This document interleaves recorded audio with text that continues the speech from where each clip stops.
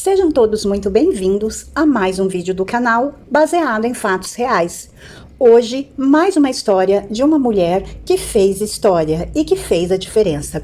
E eu tenho certeza que vocês vão gostar muito de conhecer essa história. Mas antes de começarmos a contá-la, eu peço a vocês que deixem o like nesse vídeo, que me ajuda muito, tem feito o canal chegar mais longe e crescer, e isso é muito importante. Se você chegou aqui por causa desse vídeo, mas ainda não é inscrito, se inscrevam no canal, ativem o sininho de notificação. Um comentário, um ponto, uma vírgula, um emoji também é muito importante para o engajamento do canal. E compartilhem muito com os amigos, com os parentes, com os vizinhos, nas redes sociais. Pede para todo mundo vir aqui conhecer as histórias e também se inscreverem. Sem mais demoras, vamos todos entrar na nossa máquina do tempo e viajar para o ano de 1862.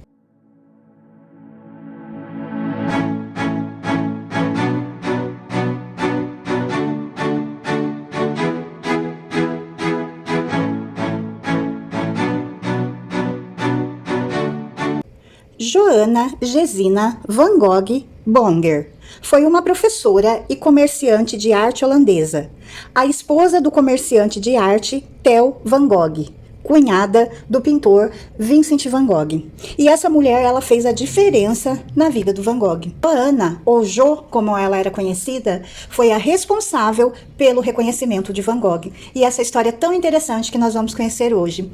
Sempre existem aqueles personagens marcantes da história, pessoas famosas da atualidade, do passado, pessoas que se destacaram, só que, como eu sempre digo, ninguém chega ao topo sozinho. Tem pessoas por trás ajudando, sempre. E essas pessoas também merecem ser reconhecidas. É a história dessa mulher tão incrível que nós vamos conhecer hoje. E dela era Johanna, mas ela mesmo, e principalmente o marido e o cunhado, a chamavam de Jo. Portanto, é assim que nós a chamaremos. Afinal, nós estamos conhecendo essa mulher tão incrível, podemos considerá-la nossa amiga. Então, a chamaremos de Jo. Jo, ela era uma mulher dedicada e decidida. Ela fez chegar até nós a verdadeira face desse grande pintor holandês, Van Gogh. Van Gogh, ele não foi feliz no amor. Apaixonou-se pelo menos umas 3 vezes. Úrsula, filha de uma dona de pensão, onde o pintor se instalou em Londres, foi a primeira.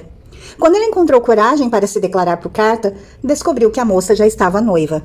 O artista entrou em grande depressão. A segunda foi Quevós, uma prima jovem e viúva com uma filha de 4 anos, que também disse não. Tenaz, o rapaz insistiu por vários anos sem obter sucesso. A terceira, Clasina Maria Hornig, disse sim, e foi descrita por alguns biógrafos como pobre, suja, mal vestida e estava grávida quando se conheceram. Ele toma conta dela e, após o parto, Clasina é descrita por outros, não por Van Gogh, como grosseira, ignorante, o rosto marcado pela varíola e uma vida pregressa discutível. Posou para ele como modelo e, após o fim do relacionamento, foi dela que Van Gogh disse: se ela nunca experimentou o que era bom, como ela mesma poderia ser boa? Busquem os mais importantes compêndios de história de arte e procure neles. Antes do século XX, a presença de mulheres pintoras, escultoras ou arquitetas. Nas artes, mulheres são musas, deusas, heroínas, modelos, desnudas ou vestidas. São retratadas as rainhas, as donas de casa, as trabalhadoras de diferentes tarefas, as namoradas, amantes, mães, mas raramente, muito raramente, são artistas. Algumas mulheres que se destacam por uma ou outra atividade sofrem, para usar um termo contemporâneo, um certo apagamento. Dessas, sabemos muito pouco, mesmo ocupando lugar de grande importância na vida e obra de grandes artistas. E esse é o caso da nossa personagem de hoje, Johanna Gesina Bonger, depois Johanna van Gogh Bonger, que, como eu já disse e como a chamaremos, muito conhecida como Jo, apenas Jo. Nasceu em Amsterdã em 1862. Ela teve a sorte de ter sido a quinta de uma família de 7 irmãos. Os homens mais velhos, destinados ao trabalho, as irmãs, destinadas à colaboração no trabalho doméstico. As mais jovens costumavam ver a possibilidade de estudar, além do mínimo. Assim foi com Jo. Ela aprendeu inglês, aprofundando estudos na língua e em literatura. Foi até Londres, onde trabalhou na biblioteca do Museu Britânico. E aos 22 anos, passou a lecionar. Aos 27 anos, em 1889, ela se casa com Theo van Gogh. um próspero e jovem negociante de artes atuando em Paris. Theo, ele era irmão mais novo de Vincent van Gogh. Vincent van Gogh se tornou pintor, recebendo do irmão Theo telas, tintas e dinheiro para despesas durante todo o período em que exerceu a atividade. Iniciada na infância, a ligação entre Vincent e Theo merece estudo atento e profundo. De um lado, o irmão mais velho em busca de si, de um motivo ou algo que justificasse viver. Uma entrega absoluta aos próprios credos, gerando incompreensão e conflitos. Do outro lado, o irmão mais novo, criança, seguindo confiante aos rumos ditados pelo irmão. Ao crescer, Theo revela uma percepção apurada, mistura de intuição e conhecimento. Reconhece em Vincent um gênio e não mede esforços para fazer com que o irmão deixe fluir a arte que carrega em si. A carinhosa e profunda relação entre eles chega até ao nosso conhecimento por intermédio de Jo. 1 ano e meio após o casamento com Theo, Jo retorna para a Holanda com o filhinho nos braços. Vincent van Gogh havia se suicidado em 27 de julho de 1890. Em janeiro do ano seguinte, a saúde afetada pelo ocorrido com o irmão causa a morte de Theo. E assim começa a saga de Jo, tendo como ponto de partida o breve relacionamento com o marido e o cunhado. De volta à Holanda, Joana tinha na bagagem o resultado de um inventário de valor duvidoso, do qual consta, entre muitos outros itens, 200 quadros de Van Gogh. Livre-se deles, foi o conselho dado a ela. Ela não podia ficar mais na casa dos pais. Mudou-se para uma aldeia, Bussum, e lá registrou no seu diário, referindo-se ao marido. Além de cuidar da criança, ele me deixou outra tarefa, a de zelar pela obra de Vincent, torná-la pública e fazer com que seja apreciada, tanto quanto me for possível. Sobre a lareira da casa, Jo pendurou o quadro Os Comedores de Batatas, de 1885, a primeira grande obra do artista. Foi em Neunen, na Holanda, que Van Gogh resolveu pintar interiores em momentos íntimos, como a retratada em Os Comedores de Batata, ou a série com tecelões, motivos para 9 quadros. Os personagens, gente simples, predominam nas telas do artista, que registra cenas, paisagens, retratos. Sobressaindo-se tons de cinza, a tela não teve a aceitação esperada. Não gostaram das cores, dos modelos feios, com semblantes de preocupação. O artista desolado deixou mais uma vez o país natal. Em 1891, a tela estava de volta e caberia a Jo dar-lhe um destino digno. Durante os primeiros meses de volta à Holanda, Jo tratou de arrumar meios para garantir o próprio sustento, recebendo pensionistas na imensa casa alugada em Bussum. Iniciou intensas negociações, a maioria por carta, visando a divulgação da obra de Van Gogh, interrompida com a morte deste e do irmão. No curto período em que viveu com o marido, a mulher aprendeu os mecanismos de comunicação para a tarefa e passou a negociar mostras, exposições, além de convidar e receber críticos e artistas interessados no pintor. Um trabalho lento e difícil, se considerarmos as peculiaridades no período. De 15 milhas de Amsterdã, onde estava o porto e a estação de trens, cabia à jovem viúva organizar lotes de telas, embalá-las, o que a levou inclusive a montar uma oficina em casa, para garantir a segurança das obras e despachá-las. Também era dela o trabalho de buscar as que eram devolvidas, tudo negociado por carta. As cartas de Van Gogh se constituíram em outro trabalho notável de Jo. Vincent era 4 anos mais velho que Theo, e a relação entre os dois irmãos começou na infância e se intensificou ao longo da vida de ambos. A partir de 1872, Vincent passa a escrever regularmente longas e detalhadas cartas ao irmão. No total, 652 cartas foram guardadas pela viúva de Theo, que primeiro tratou de organizar e ordenar o material.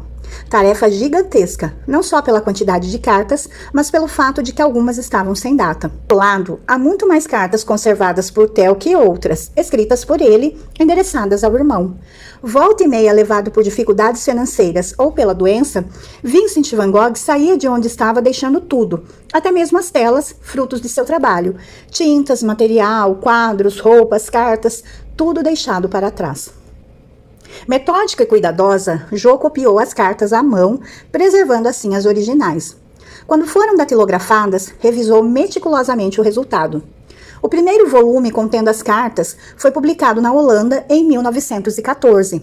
Durante a Primeira Guerra Mundial, Jo mudou-se para Nova York, onde começou a traduzir as cartas para o inglês. Desde então, publicações rodaram o mundo mostrando a face de um gênio, Vincent van Gogh, que gostava de assinar Vincent. As cartas revelam um retrato absolutamente raro e único, até então no universo das artes.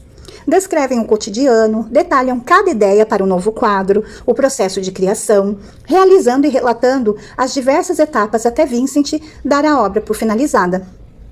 Na juventude, após fracassar como comerciante de arte, 3 tios atuavam no setor. Vincent decidiu seguir carreira religiosa. Honesto demais até para os padrões religiosos, não conseguiu levar a termo sua vocação, os superiores reclamando ser ele rígido em demasia. Depois de um curto período, vendeu livros, foi professor e, voltando aos trabalhos religiosos, não resistiu aos conflitos que o fizeram desistir definitivamente. Durante toda a vida, fez desenhos e a intimidade com a pintura levaram-no a seguir tal caminho, decisão que ele toma aos 27 anos. Dono de personalidade forte e decidida, Vincent não se deu bem com escolas e regras acadêmicas. Sonhou em ter um trabalho em conjunto com outros pintores. A única experiência concreta foi com Paul Gauguin, estando em final trágico, quando Vincent cortou a própria orelha após desavenças com um amigo pintor. O fato em si é obscuro, talvez em uma tentativa dos primeiros biógrafos de minimizar os excessos da dupla. O que parece não haver dúvida foi por Vincent estar em um momento exasperado de alguém consciente de seu estado, sabendo caminhar em direção à loucura. Passada cada uma das várias crises, o pintor era amoroso e afetuoso para com todos. A diferença brutal entre as personalidades de Gauguin e Vincent van Gogh pode ser interpretada a partir das cartas de ambos. Gauguin, na miséria, havia vendido vários quadros e talvez por isso se considerasse acima do outro que, ao longo de toda a vida, vendeu uma única tela. Para quadros, sempre sem dinheiro, Vincent contou com o apoio do irmão. Ajuda limitada, porque Theo era apenas um empregado de uma grande empresa. Em sua trajetória, Vincent pintou paisagens, pessoas, por essas dedicando um esforço enorme em criar algo para além da fotografia, o que o aproxima dos impressionistas e simultaneamente o afasta do grupo. E descobrindo as cores vibrantes do campo, cria suas obras mais populares onde o amarelo se sobrepõe. Obcecado pela natureza, busca pintar o sol, a noite e suas estrelas. Foi por isso colocado posteriormente por Peter Fry entre os pós-impressionistas e é, sem dúvida, um dos maiores influenciadores do expressionismo. Em vida, Theo fez todo o trabalho necessário para o sucesso do irmão. Vincent mantinha-se firme em seus propósitos e não se deixou levar, exceto pelas próprias convicções. Esteve além do seu tempo e os colecionadores e consumidores, de então, não perceberam quanto aquele artista estava à frente dos seus contemporâneos. Criticavam, ironizavam, debochavam, ridicularizavam. Sobre ele, Theo escreveu a uma irmã: quanto ao sucesso, será admirado por alguns, mas não será entendido pela maioria do público. Após a morte do irmão, também Theo escreveu para sua mãe: mas agora, como acontece com tanta frequência, todo mundo está louvando seu talento. Após o alvoroço e o choque causado pela morte inesperada, não é raro que o indivíduo volte ao ostracismo. Ocorreria o mesmo com Vincent, ainda mais com a morte do irmão vindo a seguir. Daí, a importância da continuidade do trabalho feito por Jo. Esse deles foi o conselho que a jovem viúva não seguiu. E conhecemos a extraordinária personalidade do pintor na correspondência com o irmão. Livre-se delas. Sugestão não seguida por Jo. Outras cartas, dirigidas ao também pintor Émile Bernard, comprovam e publicadas reforçam a ideia do homem que foi Vincent, não havendo diferenças entre os temas abordados com o irmão ou com o colega. Enquanto ordenava a correspondência deixada pelo cunhado, Jo realizou um intenso trabalho promovendo exposições dos trabalhos de Van Gogh na Holanda, Alemanha, França, Inglaterra e Estados Unidos. Fez questão de primeiro divulgar o trabalho do artista, só depois deu a conhecer as suas cartas. Desejava que o artista fosse admirado, sobretudo pela pintura, seu imenso e maior legado. O jovem casal, Joana e Theo, mantiveram estreita e carinhosa relação com Vincent. A carta destes, a cunhada, chamada por ele carinhosamente de Maninha. A intensidade da relação levou o casal a convidar Vincent para padrinho do primeiro e único filho, que recebeu o nome do tio, Vincent Willem van Gogh. Entusiasmado e feliz, Vincent pintou e dedicou o quadro Amendoeiras em Flor ao sobrinho, o primeiro e único presente. Quando ficou viúva, Joana dedicou 34 anos de trabalho na preservação e divulgação do trabalho de Vincent. Casou-se pela segunda vez, notabilizou-se como tradutora, foi membro do Partido Socialista e faleceu em 1925. Não foi uma grande artista, dirão aqueles que também não são. Mas o que seria da obra de Van Gogh sem que conhecêssemos o que nos legou em suas cartas? Para Joana, devemos, no mínimo, gratidão. Joana conheceu Theo em 1885. Ela tinha 22 anos de idade. Após 2 encontros com Jo, Theo não resistiu e pediu a sua mão em casamento. A ousadia do rapaz ia à contramão de como Jo havia sido criada, com costumes muito mais reservados e discretos. O prego que se destaca leva martelada. Esse era o lema da família de Jo. Professora de inglês, Jo não agia por impulsividade. E, além disso, ela já se relacionava com outro homem. Portanto, ela recusou a proposta de casamento de Theo. Mas Theo não abaixou a cabeça. Jo sempre teve um grande interesse pela cultura e de estar próximo de artistas e intelectuais. Theo, de certa forma, poderia satisfazer esse desejo. Na metade de 1888, 1 ano e meio após o primeiro pedido de casamento, Jo disse sim. Somente 9 meses após a noite de núpcias, Jo então dá à luz a Vincent. Homenageiam então, a pedido do marido Theo, o irmão, dando esse mesmo nome ao filho. Vincent van Gogh, o pintor na época, já estava com a saúde mental muito debilitada e já havia se entregado ao álcool e tabaco. O pintor também estava muito doente na época porque ele havia contraído gonorreia e tinha alguns dentes podres. Jo conheceu o cunhado e pintor somente na primavera de 1890 e ela deixou registrada a sua impressão. Diante de mim estava um homem forte, de ombros largos, com um saudável tom de pele, um olhar alegre e em cuja aparência havia algo que indicava grande determinação. Ele parece muito uma versão mais forte do Theo, foi a primeira coisa que me veio à cabeça. Certa noite, Theo levou o irmão para o quarto do filho. Juntos, eles admiraram o pequeno Vincent dormir. Os dois tinham lágrimas nos olhos. Isso está preservado e foi registrado por Jo. Após quase 2 anos de união, apenas 2 anos, Jo ficou sozinha novamente, quando ela perdeu também o marido. Porém, ela foi acolhida por cerca das 400 obras de Van Gogh que a rodeava. O fato do marido ter morrido com 33 anos e o cunhado com 37, sem nunca jamais ter sido reconhecido, parecia ser o ponto final na história de mais um artista frustrado. Van Gogh só não caiu no esquecimento e hoje ele é quem é por conta de Joana, a Jo. Sem experiência alguma no ramo de artes, ela teria que enfrentar todo o machismo de um universo exclusivo de homens. A todo o trabalho que ela tinha para manter a sua pousada, para sustentar o filho, ela também estudava sobre a arte, através de revistas especializadas, o que a permitiu circular com mais facilidade pela comunidade de artistas, poetas e intelectuais. 1 ano após o início dessa jornada, foi que Jo teve a sua epifania. Cartas de Van Gogh eram parte de sua obra. Elas eram as chaves para garantir o real entendimento das pinturas. Tudo passou a fazer sentido. Sempre dedicada às causas sociais, como o direito dos trabalhadores, o voto feminino, Joana sentia que essa seria uma das pessoas normais que Vincent queria atingir. Me senti tão desolada que pela primeira vez entendi o que ele deve ter sentido naqueles momentos em que todos davam as costas para ele. Ela escreveu em seu diário. Após ela ser rejeitada inicialmente pelo crítico de arte Jean Vette, marido de sua amiga e pessoa que estava à frente da revista de arte The New, Jo lhe enviou algumas cartas escritas por Vincent e o convenceu de que a arte de Van Gogh apresentava um novo rumo ao impressionismo, com ares mais sociais e espirituais.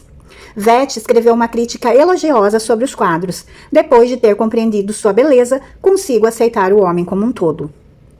Joana também conseguiu convencer o artista influente Richard Roland Roche a promover Vincent.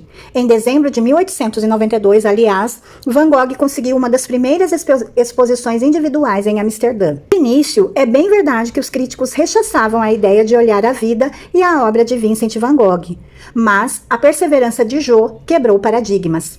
Ela fez com que as pessoas enxergassem não apenas um quadro, mas a essência de Vincent, seu trabalho, sofrimento, caos.